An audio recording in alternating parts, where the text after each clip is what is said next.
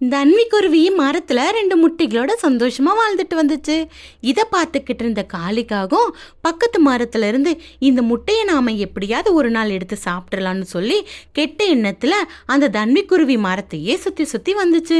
இதை புரிஞ்சுக்கிட்ட தன்விக்குருவியோ ஒரு நாள் தன்னோட முட்டையை எடுத்து ஒளிச்சு வச்சுட்டு கல் முட்டையை எடுத்து தன்னோட கூட்டில் வச்சுட்டு ஓரமாக போய் ஒளிஞ்சிக்கிச்சு. இது தெரியாத காளிக்காகவும் நம்ம அந்த முட்டையை இன்னைக்கு எடுத்து சாப்பிட்றலான்னு ஒரு கெட்ட எண்ணத்தில் அந்த மரத்துக்கு வந்துச்சு. காளிக்காகம் வர்றதை பார்த்து இந்த தன்விக்குருவியும் ஓரமாக போய் ஒளிஞ்சிக்கிச்சு. காளிக்காகமும் ஆஹா நம்மளை இன்னைக்கு யாருமே தடுக்க மாட்டாங்கன்னு சொல்லி அந்த தன்விக்குருவியோட மரத்துக்கு போச்சு. போன வேகத்தில் அந்த முட்டையை தன்னோட மூக்கால் கொத்தி சாப்பிட பார்த்துச்சு.